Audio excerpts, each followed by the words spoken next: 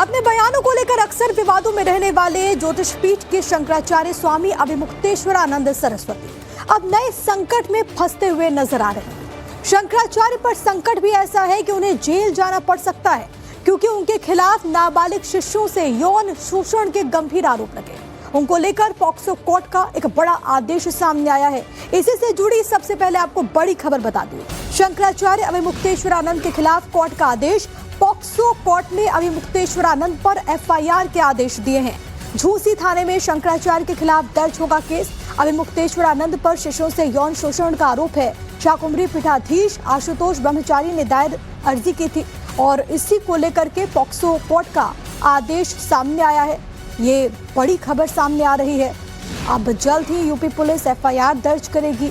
कई सारे सवाल हैं। प्रयागराज की ADJ rape and POCSO special court से शंकराचार्य के खिलाफ केस दर्ज करने के आदेश के बाद गिरफ्तारी की तलवार भी लटकने लगी है, क्योंकि पॉक्सो कोर्ट की ओर से झूसी थाने में मामला दर्ज करने के आदेश दिए गए हैं। हालांकि कोर्ट के इस आदेश को शंकराचार्य ने कानूनी प्रक्रिया भी बताया और इस पूरे मामले को फर्जी उन्होंने करार दिया। शंकराचार्य अभिमुक्तेश्वरानंद का कहना है कि साजिश के तहत दुर्भावना से मामला सामने आया है, ये केस दर्ज किया गया है। उन्होंने इस पूरे मामले को लेकर क्या कुछ कहा है, आपको सबसे पहले यही सुना देते हैं।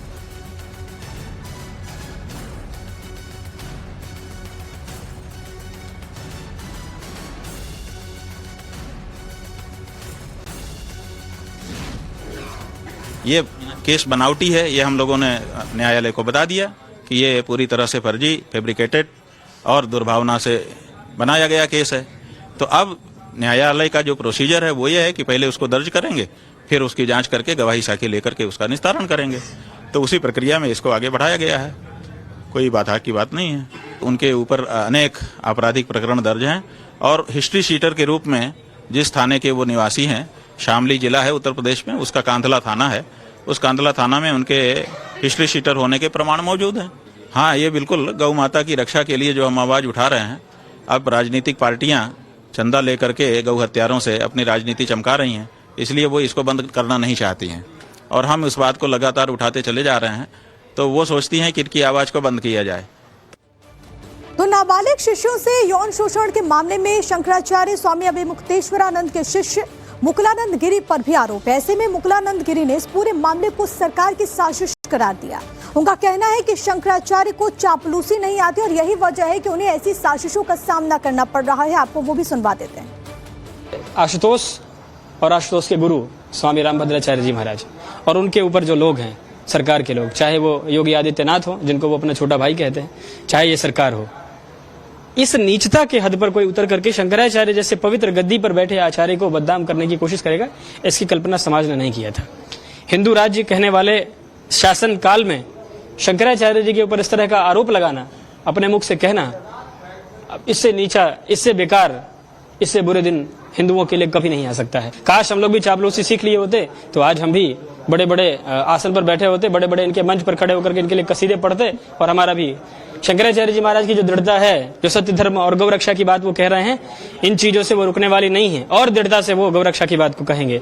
और भारत देश के ऊपर जो गौ हत्या का कलंक है वो सर्वथा पूरी तरह से समाप्त होना चाहिए। उसके लिए जो भी प्रयास, मरने की जरूरत पड़ेगी ना तो भी पीछे नहीं हटेंगे। आरोप लगाना तो बहुत छोटी बात है।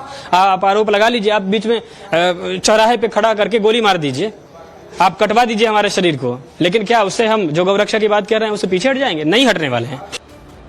और शाकुंभरी पीठाधीश आशुतोष ब्रह्मचारी का भी बयान सामने आया है। बड़ी खबर आपको ये बताएं, आशुतोष ब्रह्मचारी का अभिमुक्तेश्वरानंद पर आरोप, आश्रम में नाबालिग बच्चों से यौन शोषण हुआ, ये वो कह रहे हैं। विद्यापीठ में मामले से जुड़े सभी सबूत हैं। प्रयागराज से विद्या मठ तक पैदल यात्रा निकालेंगे, ये भी उन्होंने कहा।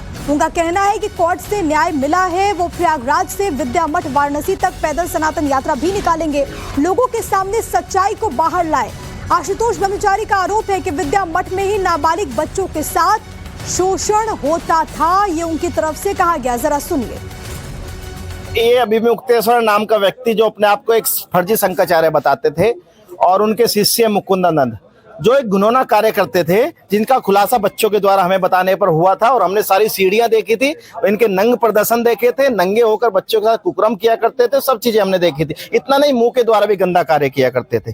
पहले मुकुंदानंद कराया करता था और बताता था गुरु सेवा होती है, उसके बाद बच्चों को करना पड़ता था। जो बच्चे होते थे जो नाबालिग होते थे, जिनके माता पिता नहीं होते, जो बाल पीड़ित वहां से उठा के लाते थे ये लोग, तो ऐसा गंदा काम करते थे। हम लोगों ने न्यायालय आए, न्यायालय ने हमारी बात आज सुनने के बाद आदेश दे दिया है, सीधे सीधे एफआईआर दर्ज होगी और विवेचना में सारी चीज सामने आएगी। एफआईआर दर्ज होने के बाद से काशी में इनका विद्या मठ है, पीठ है, जिसके पंचम तल पर एक एयर कंडीशन कमरा बनाया है, बहुत बड़ा कमरा है, स्विमिंग पूल भी उसके अंदर है।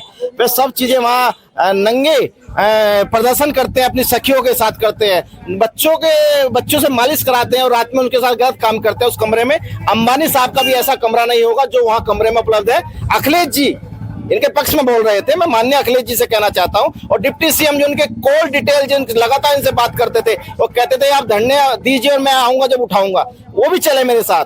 मैं उनसे मांग करता हूं, यदि सच में ही आप न्याय देखना चाहते हैं तो वहां जाके देखिए हमारा रंगरिया किस तरह मचती है। वहां खुदाई में हम लोग दिखाएंगे जहां हमारे बच्चों ने बहुत सारे एविडेंस दबा रखे हैं। पुलिस को हम लेके जाएंगे और मैं मीडिया से भी निवेदन करना चाहता हूं, मेरी इस यात्रा में वहां पे देखिए और वहां सबके सामने दिखाएं जनता को कि वहां क्या गंदा काम होता है। तो आपने दोनों पक्षों को सुन लिया। आज हम इसी पर चर्चा करने वाले कुछ खास मेहमान इस वक्त हमारे साथ मौजूद है। परिचय करवा दूं, आचार्य राज मिश्रा धर्मगुरु हमारे साथ मौजूद है, डॉक्टर निर्मल कौर पूर्व डीजीपी हैं झारखंड, एचएस रावत धर्मगुरु के तौर पर हमारे साथ मौजूद है। इसके अलावा अरुण कृष्ण महाराज धर्मगुरु हमारे साथ मौजूद है। आप सभी का मैं स्वागत करती हूँ। आपको स्क्रीन पर मेरे दो सहयोगी भी नजर आ रहे हैं, वाराणसी में शंकराचार्य आश्रम से आशुतोष सिंह और लखनऊ से मनीष यादव। सबसे पहले आप ही के पास मैं आना चाहूंगी आशुतोष, क्योंकि मामला बहुत गंभीर है। जो आरोप है वो अपने आप में बहुत ज्यादा बड़े हो जाते हैं। वहां पर इस वक्त क्या चल रहा है? हालांकि जो वहां पर तमाम लोग हैं जो कि स्वामी अभिमुक्तेश्वरानंद से जुड़े हुए हैं, वो इन आरोपों को गलत बता रहे हैं, निराधार बता रहे हैं। आशुतोष। बिल्कुल, देखिए लगभग 1.5 महीने पहले मौनी अमावस्या के दिन जो ये विवाद शुरू हुआ था उसका वो यहाँ तक चला आएगा, उसका जो परिणाम होगा यहाँ तक होगा, किसी ने सोचा भी नहीं था कि एक जो विवाद शुरू होता है देखते ही देखते इतना विकराल जो रूप लेने होता है वो उसने ले लिया है। और अब कहीं ना कहीं सरकार और शंकराचार्य बिल्कुल आमने सामने हैं और इसकी कहीं ना कहीं जो सनातन धर्म है वो इसको लेकर देख रहा है कि ये पूरी लड़ाई कहाँ तक जाती है।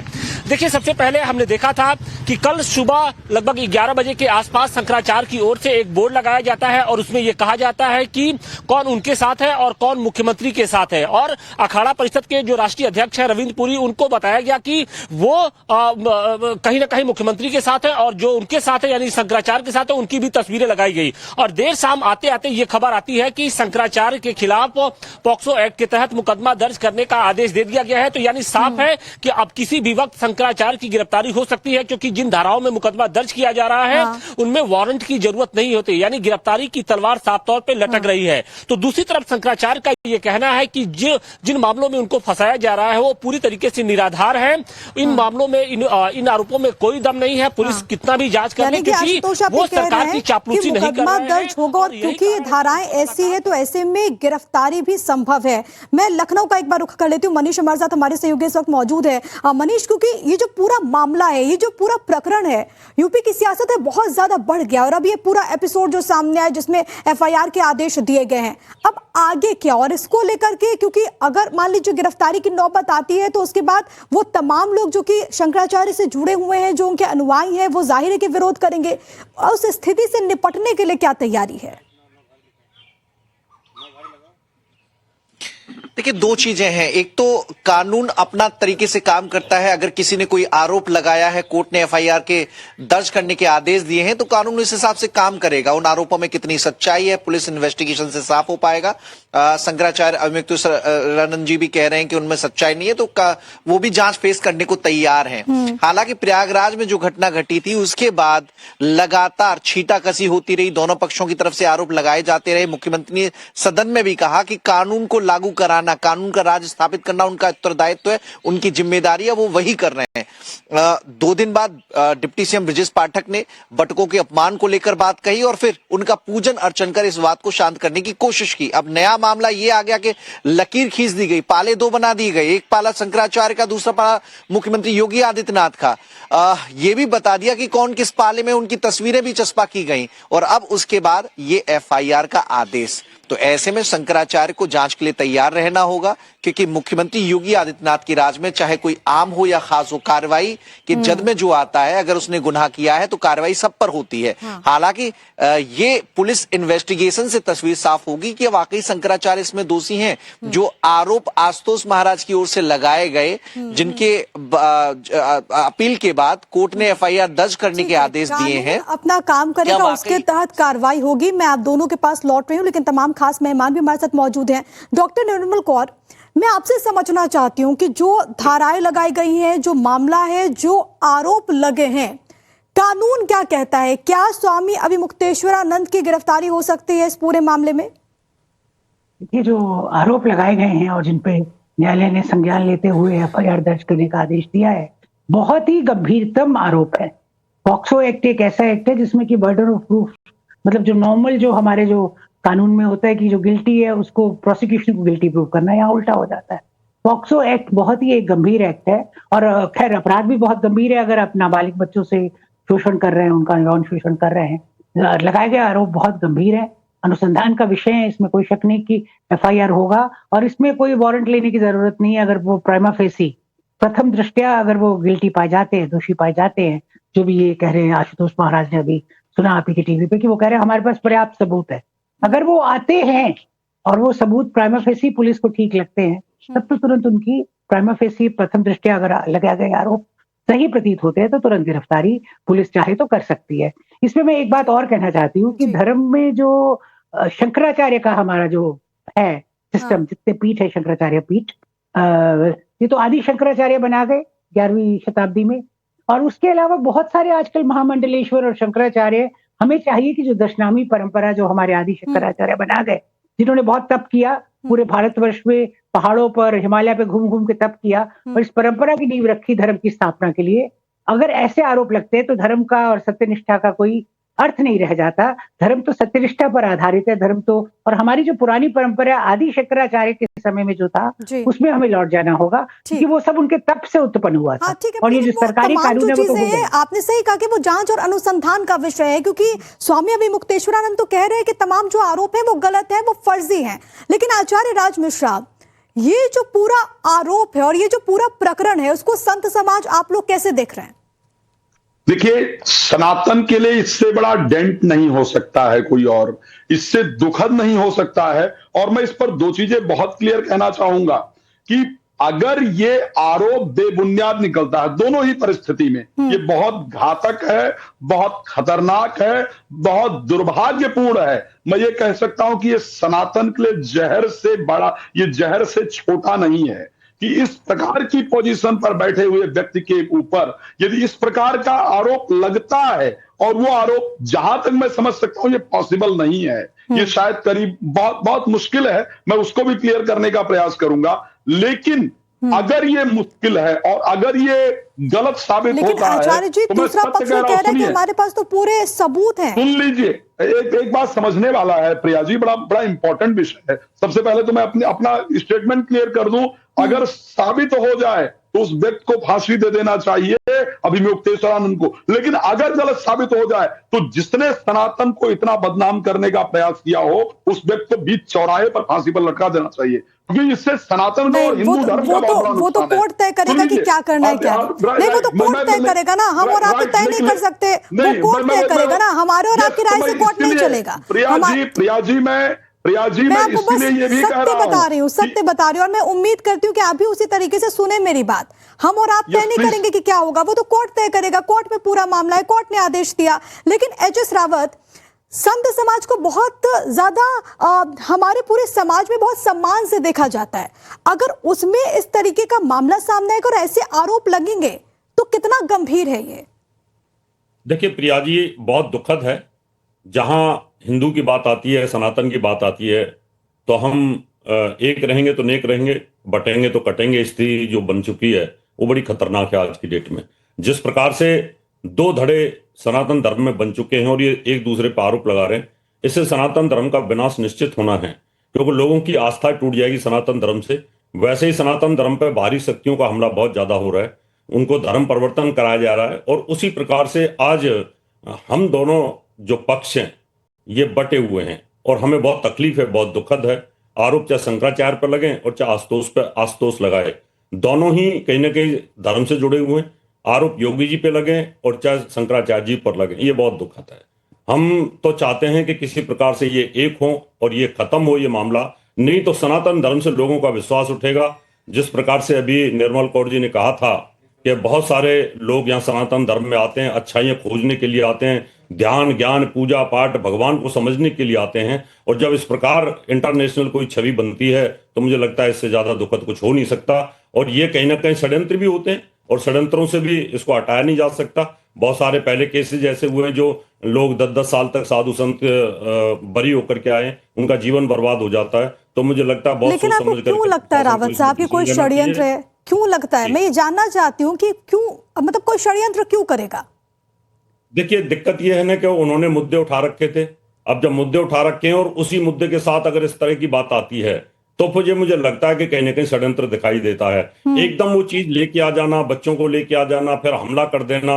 एक अगर शंकराचार्य लगातार हमलावर हैं कहीं ना कहीं, तो वैसे तो सरकार से उनका काम ही नहीं, उलझना नहीं चाहिए सरकार से, उनका काम है धर्म का अपना काम देखना चाहिए। लेकिन फिर भी उनकी जिद थी और उस जिद के अंदर अगर कोई इस तरह से आग में घी डालता है तो षड्यंत्र नजर आता है कि एकदम ऐसा क्या हो गया, क्या अभी 1 साल के भीतर भीतर क्या बच्चों के साथ इस तरह की स्थिति पैदा हो गई, या ये पहले से षड्यंत्र था, या षड्यंत्र किया गया कहीं ना कहीं शंकराचार्य को और धर्म को बदनाम करने के लिए। इसलिए षड्यंत्र की बू आती है कि एकदम अचानक जो लड़ाई चल रही है सरकार के बीच में और अब मुक्तेश्वरानंद के बीच में, उसमें इस तरह से कूदना तो षड्यंत्र नजर आता है। अगर ये पहले से मामला चल रहा होता या से 1 साल 6 महीने बाद ये मामला आता तो फिर लगता षड्यंत्र नहीं है। तो इसलिए अभी तो षड्यंत्र की बू आ रही है। ठीक है, आपको लगता है कि षड्यंत्र की बू आ रही है, लेकिन बार बार यही बात, क्योंकि दोनों पक्षों को सुनना बहुत जरूरी है। एक पक्ष कह रहा है कि आरोप जो है वो बेबुनियाद और क्योंकि तमाम मसलों को उठाया गया इसी वजह से ऐसे आरोप लगा दिए गए। दूसरी तरफ दूसरा पक्ष वो भी है जो कि कहता है कि हमारे पास पूरे प्रमाण मौजूद हैं और उन्हीं प्रमाणों को लेकर के वो कोर्ट गए जहां से आदेश आया है। लेकिन अरुण कृष्ण महाराज, क्या संत समाज आपको बटा हुआ नजर आ रहा है इस पूरे प्रकरण में? देखिए, भगवान राम ने रामायण में कहा, न तो धर्मोपसंहारम धर्म फल सहितम तदेव फलवन्मेति धर्मश्चैव धर्मनाशनम। यदि आपके आचरण में अधर्म अपना स्थान बनाएगा तो फिर आप धर्म के परिणाम की, सकारात्मक परिणाम की आप इच्छा मत कीजिए, क्योंकि सकारात्मक परिणाम आपके जीवन में कभी नहीं आएंगे यदि आपके जीवन में अधर्म ने स्थान बना लिया है। आप बताइए, एक नेत्रहीन व्यक्ति बता सकता है, नेत्रहीन व्यक्ति, कि आदित्य योगी नाथ सनातन धर्म के लिए क्या करते आए हैं और उनका व्यक्तित्व कैसा है। और ये जो व्यक्ति हैं, जो शंकराचार्य हैं, इन शंकराचार्य ने एक युद्ध छेड़ रखा है। किसके खिलाफ? उस व्यक्ति के खिलाफ जिसके पक्ष में फ्रांस में जब जिहादियों ने फ्रांस में आग लगाई तो फ्रांस के सांसद, फ्रांस के नेता ये कहते हैं कि काश हमारे देश में यदि आदित्य योगी नाथ जैसा नेता होता, मुख्यमंत्री होता, तो आज ये जिहादी हमारे फ्रांस पेरिस को फूंक नहीं पाते। ये कौन कह रहे हैं? फ्रांस में कह रहे हैं, the one of the most modern country. और इस देश का शंकराचार्य क्या है? शंकराचार्य क्या शब्द है? शंकराचार्य, शंकराचार्य वो आदि शंकराचार्य हैं जिन्होंने इस भारत भूमि के 2 बार भ्रमण करे, और ये बौद्ध जो वेदों के विरुद्ध इन्होंने षड्यंत्र छेड़ रखा था, बौद्धों की नास्तिकतावाद का, बौद्धों के वेदों के विरुद्ध जो युद्ध छेड़ रखा था, उसका दमन करके सनातन धर्म की पुनर्स्थापना करी, वो आदि शंकराचार्य। और एक ये शंकराचार्य हैं जो अपनी पालकी से उतरते नहीं है। मैं तो इनकी जो राष्ट्रीय माता, गौ माता राष्ट्रीय माता का जो अभियान था, उनके साथ खड़ा था, इनसे मिला हूं, इनके साथ चला हूं, इनके साथ मंच साझा किया मैंने। लेकिन जो शंकराचार्य आज के समय में जितने चारों पैनल बैठे हैं, अगर ये चारों अपने आप को सनातन पुरोधा मानते हैं, धर्म योद्धा मानते हैं, तो कह दें कि आदित्य योगी नाथ का चरित्र, उनका व्यक्तित्व, उनका धर्म के प्रति जो निष्ठा है, उसमें जरा सा भी एक कलंक लगाने का साहस करेंगे चारों? कोई नहीं कर पाएगा, क्योंकि वो आज के समय में जो उन्होंने, आप एक उदाहरण देखिए, कितनी शर्म की बात है। अतीक अहमद जब मारा गया आतंकवादी, तो यही शंकराचार्य ने क्या कहा कि ये न्याय व्यवस्था का फेलियर है। आप सोचिए, इनकी घृणा की पराकाष्ठा देखिए कि आदित्य योगीनाथ के बारे में जिस आतंकवादी मारा गया, मैं एक मिनट उसके लिए राज जी के लिए क्या कहा इन्होंने कि पराकाष्ठा है, पराकाष्ठा ये न्यायिक व्यवस्था के फेलियर का। अरे भैया, आपको अतीक अहमद से प्रेम है, ठीक है, आपको आतंकवादी ठीक है, से प्रेम आचार्य है। राज मिश्रा जवाब दीजिए। आप ठीक है, आप आचार्य घृणा राज मिश्रा करोगे, आप अपने शंकराचार्य लेकिन का महाराज पद जी छोड़ सुन के लेते राज जी, आचार्य जी सबसे प्रिया जी, सबसे पहले तो इन बयानों का इस चीज कह रहे हैं या इस पर तो आप तो क्लियर कर रहे हैं, फिर तो आप तो क्लियर कर रहे हैं ना कि भाई ये षड्यंत्र है, उन्होंने ऐसे बयान दिए इसलिए ऐसा आरोप लगाया गया, आप तो ये क्लियर कर रहे हैं। अरे तो इसका ये बयान नहीं, आप गलत कर रहे हैं। आप सरकार को कटघरे में खड़ा करने में क्लियर बता रहा हूं, आप सरकार को कटघरे में खड़ा कर रहे हैं और ये गलत तरीका है।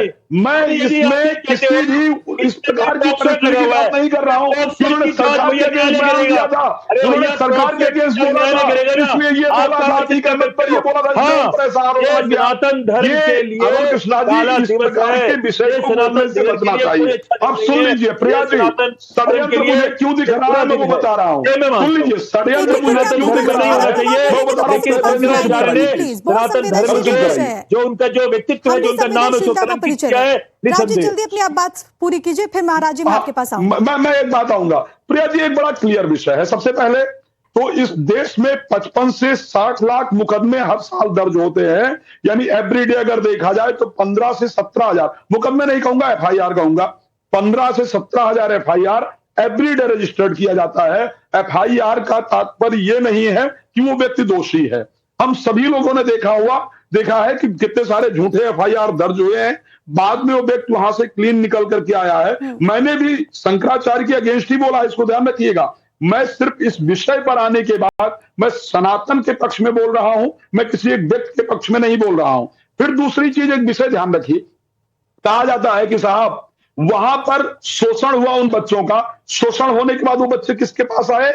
ब्रह्मचारी के पास, आशुतोष ब्रह्मचारी के पास। अरे विचार करके देख लीजिए, अगर किसी के प्रति ऐसी कोई परिस्थिति होगी तो आशुतोष ब्रह्मचारी के पास क्यों जाएगा भाई? अपने पेरेंट्स के पास, अपने रिलेटिव के पास, अपने पेरेंट्स को शिकायत करेगा, अपने रिलेटिव को शिकायत करेगा। आशुतोष ब्रह्मचारी ना तो उनके आश्रम से जुड़े हुए हैं, ना तो उनके कार्य से जुड़े हुए हैं, उनके पास आखिर वो बच्चे क्यों गए? सबसे पहले ये तो जांच का विषय नहीं है, ये जांच करने का विषय है, लेकिन जांच बताइए नहीं, आप बताइए, आप जज हो, आप अधिवक्ता हो, आप मंत्रालय हो, आप डिसाइड करते नहीं, हम तो ये कह रहे हैं कि न्यायालय जो फैसला करेगा आप बताइए मुझे, आप आपका इन्वेस्टिगेशन ऑफिसर हो, आप इन्वेस्टिगेशन ऑफिसर हो या आप जज हो, आप डिसाइड कर सकते हो कि वो दोषी है नहीं है। तो न्यायालय निर्णय लेगा, वो देखेंगे हम। हाँ तो न्यायालय मना कर रहा भाई, न्यायालय के अगेंस्ट कोई नहीं जा रहा है। न्यायालय जो निर्णय देगा उस निर्णय का सम्मान हम करेंगे और वो सम्मान क्यों बना रहे हो? लेकिन विदाउट इन्वेस्टिगेशन सनातन को इस प्रकार का खड़ा कर देना, ये अभिमुक्तेश्वरानंद के ऊपर आरोप नहीं है, ये सनातन के चोले के ऊपर आरोप है। तो इम्पोर्टेंट है कि सही जो तथ्य है वो जब तक बाहर निकल कर ना आए तब तक इस प्रकार मीडिया पर बैठ करके और किसी व्यक्ति आचार्य जी एक मिनट नहीं, आचार्य जी ये समझना होगा कि स्वामी मुक्तेश्वरानंद पर सवाल उठाना, उनसे प्रश्न पूछना सनातन पर सवाल उठाना नहीं है, ये समझना होगा, ये समझने की जरूरत है। आप कह रहे हैं ना कि मैं सनातन के साथ हूँ, तो ये समझना होगा कि अभी मुक्तेश्वरानंद पर सवाल उठाना सनातन पर सवाल उठाना नहीं है, जो आरोप है वो बहुत गंभीर है। अब अरुण कृष्ण महाराज एक ठीक है आचार्य जी, अरुण कृष्ण महाराज, जब तक आरोप साबित ना हो जाए तब तक किसी व्यक्ति को गुनहगार ठहरा देना ये कितना उचित है? आपकी बात से 100% समर्थन देता हूं। सबसे बड़ी बात, बहुत ही दुख की बात है ये जो हो रहा है, ये तो हमारे शत्रुओं को बोलने का मौका मिल रहा है कि देखो तुम्हारे सर्वोच्च पद में बैठे व्यक्ति के पर ये लांछन लग रहा है। ये हमारे लिए बहुत दुखद बात है। लेकिन जो राज मिश्रा बैठ के यहाँ टाइटेकल से कर रहे हैं, भैया आप अधिवक्ता हो, आप मंत्रालय हो, आप न्यायाधीश हो, आपको क्या पता? आप अधिवक्ता हो, आप अधिवक्ता हो, ये कह रहे हैं, न्यायाधीश अधिवक्ता हो, चलो हम तो जो न्याय के साथ है, आप एक तरफा क्यों बोल रहे हो? आप किस न्याय के साथ बोल रहे हो? कैसे पता किस तरफ न्याय है? न्याय किस तरफ है आपको पता नहीं है? आपको पता है न्याय किस तरफ है? आपको पता है न्याय किस तरफ है? आप शायद जानते ही नहीं हो, सिर्फ यहाँ बैठ करके पाए पाए करने बैठे और कुछ नहीं है, आपको कुछ पता ही नहीं है एक्चुअल में, आपको नहीं पता है। आपको कुछ नहीं पता है। आपने कैसे आपने साबित कर दिया कि वो दोषी है? कैसे साबित कर दिया कि दोषी है? मुझे बताओ। झूठ क्या पहले बताओ। नहीं, आप सब झूठ, मुझे तो आपको पता है सब झूठ क्या है? आपको पता है सब झूठ क्या है? आपको भी तो नहीं पता है। मैं वही तो पूछ रहा हूँ। नहीं, व्यक्तिगत टिप्पणी नहीं, आप दोनों बहुत सम्मानीय हैं, प्लीज नहीं, ऐसी चर्चा मत कीजिए, व्यक्तिगत टिप्पणी मत कीजिए, आप दोनों बहुत सम्मानीय, अपनी बात अच्छे तरीके से रहिए। डॉक्टर निर्मल कौर, ठीक है, मैंने उचित वक्त दिया। डॉक्टर निर्मल कौर, एक पक्ष वो कहता है कि जो आरोप है वो बेबुनियाद है, एक पक्ष ये कहता है कि जो जिसने शिकायत किया है वो खुद हिस्ट्री शीटर है, दूसरा पक्ष कहता है कि भाई हमारे पास तो पूरे प्रमाण हैं, पूरे हमारे पास दस्तावेज है, पूरे हमारे पास डॉक्यूमेंट्स हैं। अब कानून क्या कहता है इस पूरे मामले में? ये जो मीडिया में जो आया उसके मुताबिक 2 नाबालिगों ने कचहरी में भी अपना बयान दर्ज कराया है आरोप लगाते हुए। अब वो मोटिवेटेड है या वो किसी के कहने पे किया है या वो सच है, ये तो अनुसंधान का विषय है, एफआईआर के बाद पता लगेगा। इस मौके पे हमें तो एक बहुत बड़ी बात है जो हम पुलिस कर्मियों और देश के सभी जो लॉ से संबंध रखते हैं, कि परजरी जिसे अंग्रेजी में कहते हैं कि झूठ बोलना ओथ पे, आपने कसम खाई कि आप सच बोल रहे हो, आप झूठ बोल रहे हो, इसको लेके बहुत सारे मुकदमे दायर होते हैं। तो परजरी अगर हमारे यहाँ एक स्ट्रिक्ट, जैसे अमेरिका में है, परजरी बहुत बड़ा अपराध। परजरी अगर आपने ओथ पे शपथ लेके एफिडेविट दे दिया कोई गलत, तो उसका मतलब कोई अंत ही नहीं है। दैट इज, वो इतना बुरा समझा जाता है हमारे देश में, क्योंकि परजरी के लिए कोई कानून नहीं है। आप शपथ पर झूठ बोल सकते हैं और उसके बाद आपको बहुत बड़ा प्रोसेस है उससे भी न्याय लेने के लिए, फिर आपको दोबारा मुकदमा करना है। तो अगर ये झूठ है तब भी इसका निदान होगा, उसका प्रोसेस हमारे यहाँ बहुत लंबा है। अगर झूठे मुकदमे इसलिए भी दायर होते हैं क्योंकि परजरी पे हमारे यहाँ एक अच्छा कानून नहीं है, जैसे कि कुछ लोग यहाँ जो सपोर्ट कर रहे हैं उनका कहना है कि ये मुकदमे एकदम झूठे हैं। अब ये तो अनुसंधान का विषय झूठे या सच्चे हैं, पर 2 नाबालिग कचहरी में आए हैं, उन्होंने अपना बयान दिया है कि हमारे साथ यौन शोषण हुआ, उसके पश्चात ही एफआईआर का आदेश माननीय न्यायालय द्वारा दिया गया है। तो ये परजरी को अगर हम एक अच्छा कॉग्निजेबल संज्ञेय अपराध बना दे और उसके लिए प्रक्रिया कड़ी कर दे, इसके समय नहीं है टीवी पे, नहीं तो मैं आपको बताइए परजरी के लिए अमेरिका में और कई और देशों में कोर्ट्स कितनी स्ट्रिक्ट है। यहाँ पे कुछ भी स्ट्रिक्टनेस है, आप झूठ बोलिए, एफिडेविट झूठा डालिए, you can get away with it. आप न्यायालय में आके झूठ बोलिए, आपको मुक्ति मिल जाएगी, आपको कुछ नहीं। ठीक है, 2 चीजें जो मैं समझ पा रही हूँ, एक तो ये कि जांच के बाद ही तमाम चीजें तय होंगी, दूसरा आपने ये जरूर कहा कि कानूनी जो प्रक्रिया है वो स्लो है, लेकिन एक और पहलू है जो कि बहुत महत्वपूर्ण है। 2 जो नाबालिग है, अगर कोर्ट के सामने उन्होंने अपना स्टेटमेंट दर्ज करवाया है एचएस रावत, तो क्यों नहीं कानूनी प्रक्रिया पर एतबार है, भरोसा है? देखिए, बिल्कुल ठीक बात है प्रिया जी, मैं तो कहा ही नहीं, मैंने ये नहीं कहा कि कौन दोषी और कौन निर्दोष है। मैं ये जानना चाहता हूं, मैंने ये कहा है कि षड्यंत्र की बदबू इसलिए आ रही है कि उन 2 बच्चों का आशुतोष के यहाँ पे जाना, जो खुद हिस्ट्री शीटर है, और जाकर के उनकी सीढ़ी बनवाना, इसका मतलब कहीं ना कहीं पहले से षड्यंत्र चल रहा था। अगर उन बच्चों के साथ कुछ हुआ होता तो दूसरे दिन ही जाकर के पुलिस में चले जाते और जाकर के बोलते जी हमारे साथ तो गलत हुआ है। तो इसका मतलब शंकराचार्य बहुत सारी चीजें होती हैं, जब उनका मन करेगा, जब उनको ऐसा लगेगा कि नहीं मुझे अपनी आवाज उठानी चाहिए, जब वो हिम्मत जुटाएंगे तभी तो कहेंगी। इसमें तो किसी का भी साथ लिया जा सकता है, किसी की मदद ली जा सकती है। अगर किसी को कुत्ता काटे तो तुरंत रोना शुरू कर देता है, ऐसा नहीं है कि मैं इंतजार करूंगा कि जाकर के फिर मुझे कोई मिलेगा तब जाकर के मैं एफआईआर करूंगा, ऐसा नहीं होता है। इस तरह के केसेस जो होते हैं उसमें तुरंत एक्शन लेने की आवश्यकता होती है, उसमें सीडी बनाना, उसमें प्री प्लान करना, फिर उन बच्चों के बयान दर्ज कराना और फिर बच्चों का आशुतोष के पास जाना। आशुतोष नहीं एचएस रावत साहब, नहीं मैं इस बात से इत्तेफाक नहीं रखती, क्योंकि इस मामले में ऐसे केसेस में तो कोर्ट ने खुद कहा है, बहुत बार ऐसा होता है कि सामाजिक मांग के लिहाज से पीड़िता सामने नहीं आ पाती, लेकिन जब उसने हिम्मत जुटाया, जब उसने साहस लिया, तब उसने अपनी बात रखी, किसी की मदद ली, तो इस पे तो कोर्ट ने भी कहा है ना। पहली बात तो निर्मल जी खुद डीजीपियां बैठी हुई हैं, पुलिस का इन्वेस्टिगेशन अपने तरीके से काम करता है, लेकिन मेरा ऐसा मानना है कि दोनों गुरुओं के बीच में आपस में द्वंद्व चल रहा था, एक दूसरे को कहीं ना कहीं आरोप प्रत्यारोप लगा रहे थे। रामभद्राचार्य जी भी लगा रहे थे, अब मुक्तेश्वरानंद भी लगा रहे थे, और इसमें सनातन धर्म का नुकसान बहुत ज्यादा हो रहा था। तो आज तो उसने हो सकता है इनको प्लांट किया हो, ये भी तो हो सकता है। मैं ये नहीं कह रहा कि अब मुक्तेश्वरानंद दूध के धुले हैं या आज तो दूध का धुला है, कोई भी, मैं इन पे मैं तो कोर्ट के ऊपर इस बात को कहूंगा, लेकिन ऐसे मौके पर इन बच्चों का आना और इनकी सीडी आना और उनको कोर्ट में पेश करना और खुद आशुतोष का पेश करना, यहाँ ऐसे लग रहा है लेकिन रावत साहब, जब आप ये बातें कह रहे हैं ना, तो बोलने लायक नहीं तमाम छोड़ रहे हैं लोगों को बहुत बुरा लगता है, तमाम लोगों को बुरा लगता है जब हमारे संत समाज, जिनको इतने ज्यादा लोग मानते हैं, उनके अनुयायी हैं, अगर वो सोचे कि आप जिसको अपना प्रेरणा स्रोत मानते हो उन पर ऐसे गंभीर आरोप लगे, तो ये बहुत ज्यादा दुखद हो जाता है। अरुण कृष्ण महाराज, आप कुछ कह रहे थे, अपनी बात आप पूरी कीजिएगा। और दूसरा प्रश्न ये कि आखिर संत समाज को दो फाड़ कौन कर रहा है? क्यों संत समाज अलग अलग हो गया है? देखिए, हमारा हृदय अंदर से व्यथित है और इतना दुख है हमें इस बात का कि मुझे शब्दों में इसके बारे में व्याख्या नहीं कर सकते। जितना दुख राज मिश्रा को होगा उतना दुख मुझे, उतना दुख रावत जी को, सबको है। बहुत दुख की बात है। मतलब आप सोचिए कि हमारी क्या लड़ाई है, हम क्या लड़ रहे हैं, है ना? और यही शत्रु चाहते थे वही हो रहा है। लेकिन आप एक बात बताइए, एक व्यक्ति जो अतीक अहमद का घृणा में समर्थन कर सकता है, हम उसके बारे में क्या अच्छा बुरा बोल सकते हैं? अच्छा बुरा क्या, अच्छा भी नहीं बोल सकते, बुरा भी नहीं बोल सकते। उसके चरित्र के बारे में क्या बोले बताइए आप बताइए। क्या इनको इसलिए बिठाया था हमने इस पद पे? क्या इनका इसलिए पद था कि अतीक अहमद के बारे में उसके बारे में गुणगान करें? अगर ये कर सकते हैं तो पता नहीं कोई कुछ भी कर सकता है। ये न्याय का विषय है।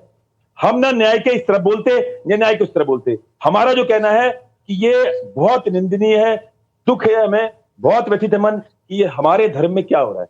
शंकराचार्य आज तक ना भूतो ना भविष्य कभी हमने ऐसा ना सुना और ना कभी हम चाहते हैं परमात्मा कभी ये सुने जो हम सुन रहे हैं शंकराचार्य के बारे में। बात रही बच्चों ने जाके अपनी गवाही दी, अब वो उसमें कितना सच है कितना झूठ है, मैं जो हमारी देवी जी बैठी हुई है डीजीपी पूर्व, मैं इनकी बात से पूरी तरह सहमत हूं। यदि किसी के ऊपर झूठा कोई अपराध लगाया जाता है तो उनके विरुद्ध भी कार्रवाई होनी चाहिए। मैं पूरी तरह से सहमत हूं जो हमारी देवी जी ने बोला, पूरी तरह सहमत हूं। लेकिन क्या कारण है कि धर्म का काम छोड़कर जिस कार्य के लिए, जिस कार्य हेतु, मैंने क्या कहा कि मैं इनके साथ गौ माता, राष्ट्र की माता घोषित करो, इसके साथ मैं इनके साथ मंच साझा कर चुका हूं, मैं इनके साथ गया हूं, समर्थन दिया, सब किया मैंने, जो मेरा कार्य है वो कर रहा हूं। लेकिन क्या कारण है कि ये जो विवादाचार्य हैं केवल विवादों फंसे रहते हैं? क्या इनका ये काम है? क्या इनको इसलिए बिठाया गया था कि अतीक अहमद जैसे लोगों को, अरे जिन राजनेताओं ने इनको लाठियों से पीटा, जो राम भक्त के हत्यारे हैं, आज उनके साथ खड़े हैं। अगर ये सारे काम कर सकते हैं तो भैया किसी के बारे में कुछ भी कहना संभव है और असंभव नहीं है।